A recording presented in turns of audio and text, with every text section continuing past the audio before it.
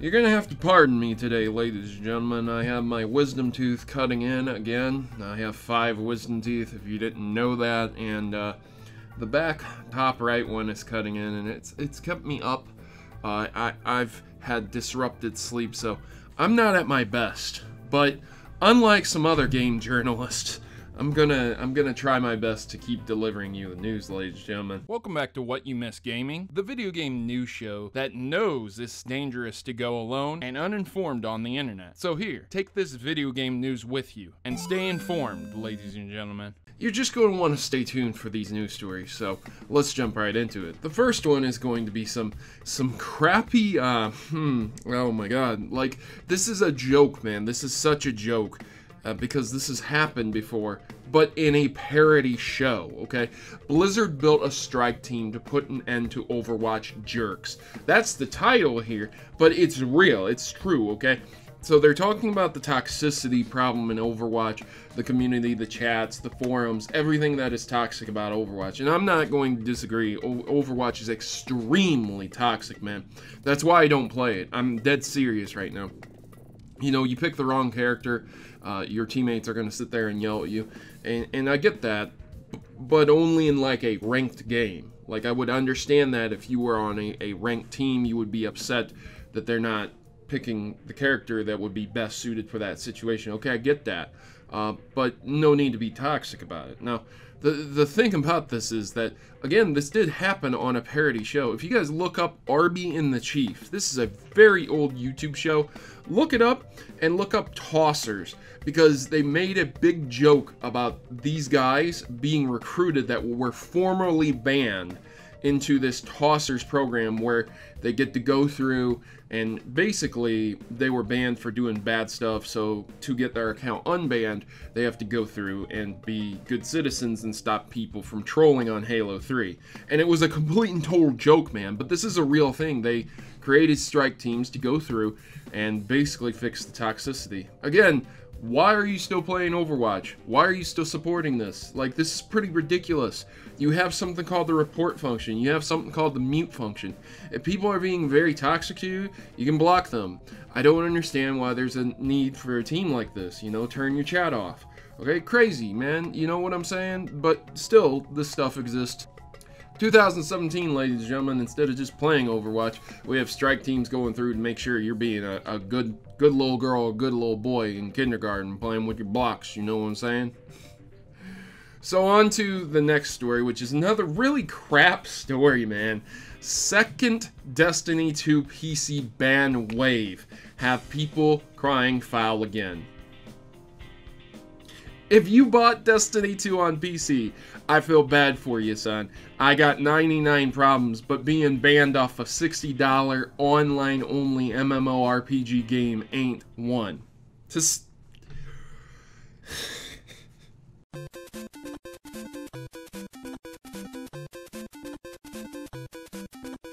They didn't learn the first time. Again, I associated this and correlated it with the early days of Bungie when they had Halo and Halo Reach, and they had Firefight games, and how they carpet banned a lot of accounts on the multiplayer Firefight mode in Halo Reach. Then they banned a bunch of people here on Destiny 2 PC side, and it was a lot of false bans. It was a glitch, it was an error, and now they banned more again. Now you might say, okay, they can't be getting it all wrong. Quote from a person who was banned. Quote, I'm a programmer for another AAA video game developer, so I have software on my machine like kernel debugger, which I use for work. That was one player explaining on the forums. I mention this because the existence of such software on my computer is the only thing that I could possibly think that would even remotely get my account flagged. This is a guy from another AAA video game developer getting banned by Bungie. Wow. You know, I mean, I'm gonna go ahead and say it. I think Bungie's done, ladies and gentlemen. A lot of people sit here and say, "Oh, don't hop on the Destiny hate bandwagon." This isn't hate, man. This is straight up wrong. Falsely banning people on PC is not good for your game. This is not good publicity. This is not going to make me want to buy this game. I won't buy it on PC now. I bought it on Xbox One. I played through it.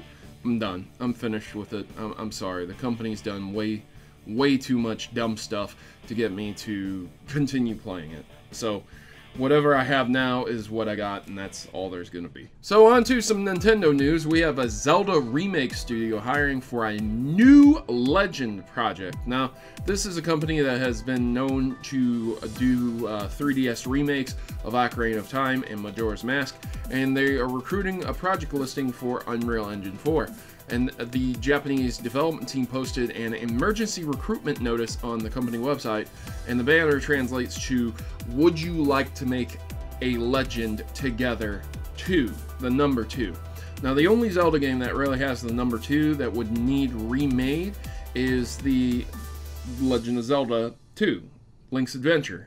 So that would be a really great RPG, and it would fit the kind of Skyrim-y Zelda Breath of the Wild style that they were going for with Breath of the Wild.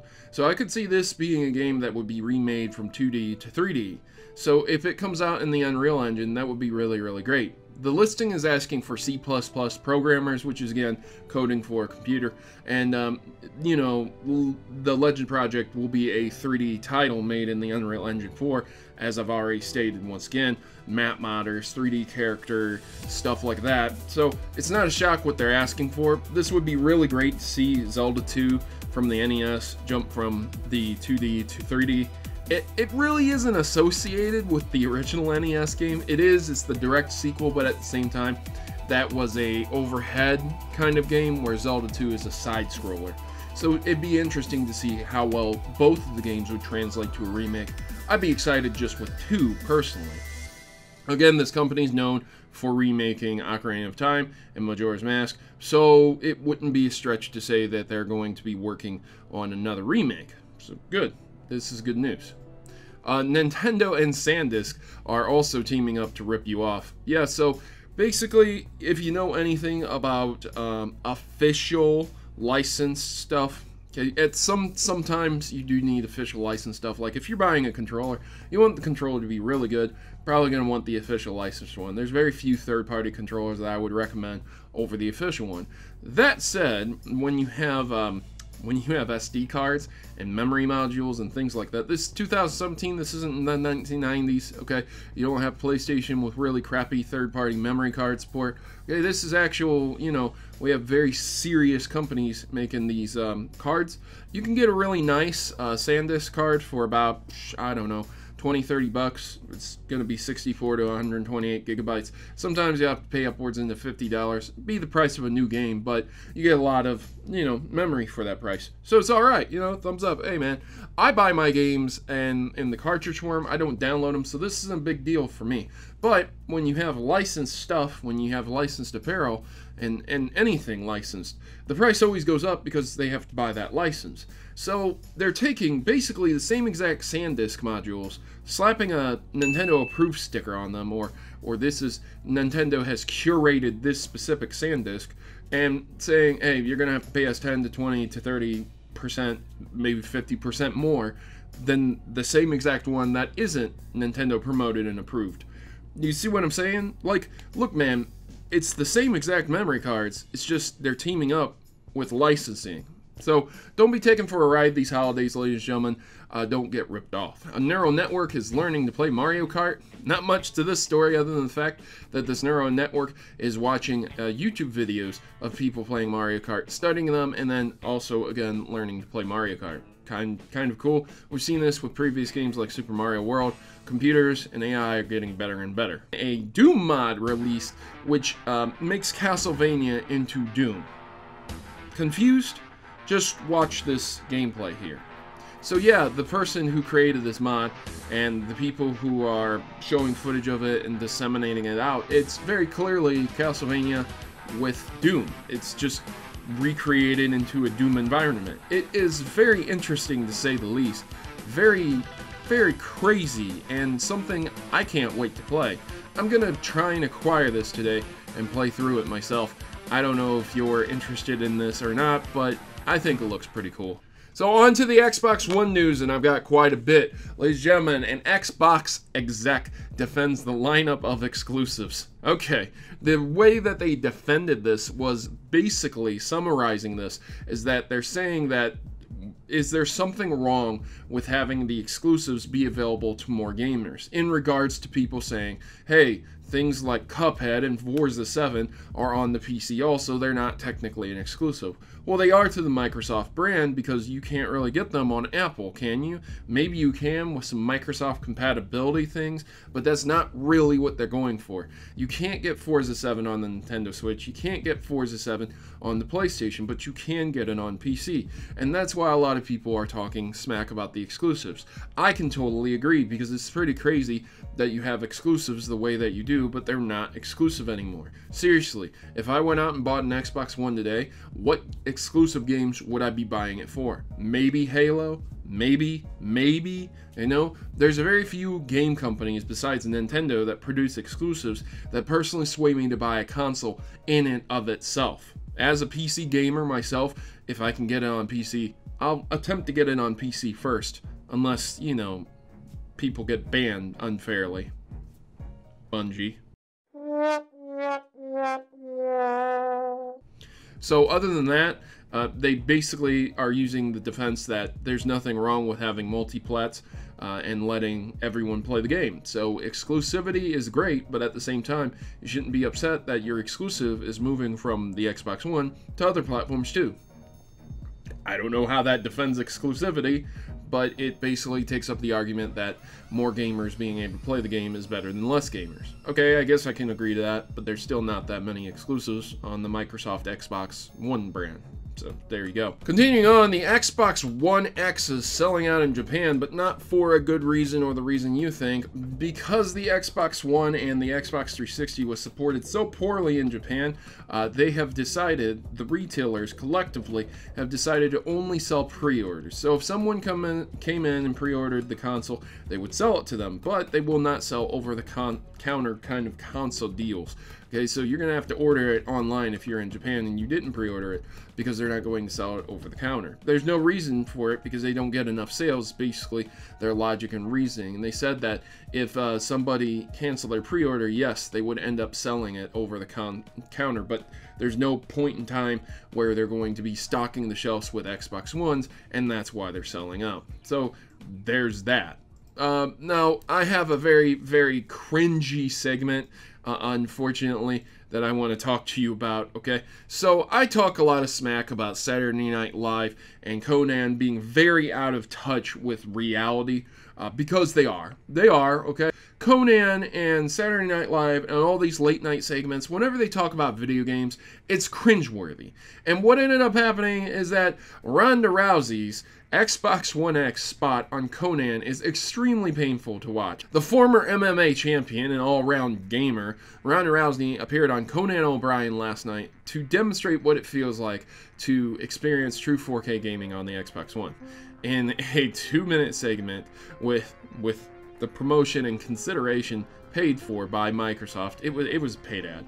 It's an awkward, embarrassing type of ad because they come on the stage, the controllers are not powered on, not connected to anything, they're pretending to play, and then Ronda punches them in the balls randomly.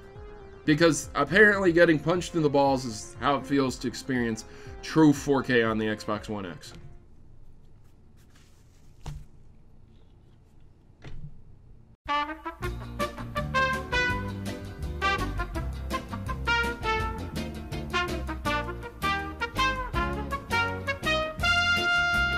Oh man, I would have had a mental breakdown if this story was any stupider. I cannot imagine who cooked this idea up in the marketing department. Definitely playing to the tones of sexism and women can beat men at video games, and hey, I'm looking way too deeply into this trash ad, but that's definitely what they're going for. It's like being punched in the nuts. Well, do any women know how that feels? Any of you women out there have a nice set of twig and berries? You know how it feels to be punched? Maybe there's one random out there that has gone through a transformation or something. Yeah, I think you're missing out on a majority of the audience that buys games. So by having this be the experience, you're cutting out half of the sex. I guess you're assuming that half of the sex doesn't play Xbox One, which would be women. Is that what you're assuming, Microsoft? I'm looking way too deeply into this. This was just a terrible ad. Conan, once again, shows himself to be not in favor of gamers and doesn't care because of how stupid this ad was. If you found it to be stupid, you can feel free to go over the segment yourself and comment down below, but once again, carry yourself with the utmost respect, so that you don't give ammo to people to say, oh, those gamers are just horrible people. Finally, ending out these stories for the Xbox One, we have the Xbox One's hard drive filling up pretty fast. I mean, do I just live in obvious land here? So you get a terabyte with the Xbox One X. Makes sense, good, you need a terabyte, because nowadays terabytes are pretty standard. There's 4 terabytes you can get for a couple $100, maybe 150 bucks, 4 terabytes. Okay, sounds great, right? Everything's good. You're getting more space for your games. Because the games are bigger with 4K support, some of the games can range from 50 gigabytes minimum to 100 plus gigabytes maximum with the 4K upscaling and support. So that means that 1 terabyte is going to get filled up with less than 10 games if all 10 games are above 100 gigabytes. And you're also not including the system's OS as well. So you're going to have to get a couple externals if you're getting the Xbox One X, and you're getting it primarily to play games in 4K with 4K support, unless you'd like to uninstall them all the time and reinstall them when you feel like playing. So that kind of sucks, but that's to be expected with high-res rendering and resolutions. It's going to take up a lot of room. Finally, ending on this story, which is very interesting, PlayStation trophies can now earn you a very small amount of money. You can finally make money by playing video games. So, there you go. If anyone tells you to go get a job, you just say, hey, I play video games, I get them PlayStation trophies. Okay, so there's a point system that has been integrated. 100 silver trophies for 100 points, or 1 point per trophy. 25 gold trophies for 250 points, or 10 points per trophy. And 10 platinum trophies for 1,000 points, or 100 points per trophy. 1,000 points can net you $10 PSN voucher. Platinum trophies are very ridiculously hard to get, so you can imagine how hard it is going to be earning above $10. Because you need 10 platinum trophies. If you're really heavy into PlayStation, I mean, even as an Xbox One user, man, I only have like 70 to 80,000 achievement score, which is pretty high, but at the same time, you can just imagine, man, that what would that net me? Maybe $800 at most. This isn't going to replace your day job, but it would be nice that it will give you some cash, I guess, to spend on the game.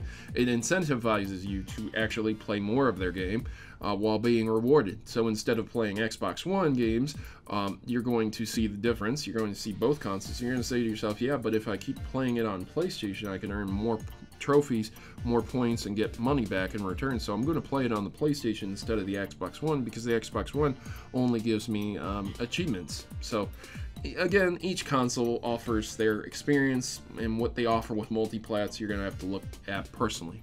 So that's what you missed news for this week. My tooth is killing me. I'm going to go ahead and lay down.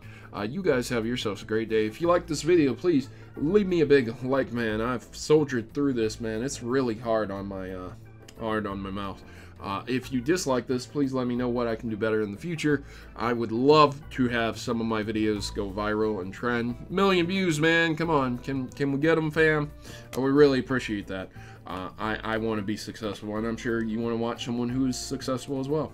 So, thanks for watching, ladies and gentlemen. I've been your host, Protomario, and I'm signing out. As always, good gaming, God bless, and thank you for watching again.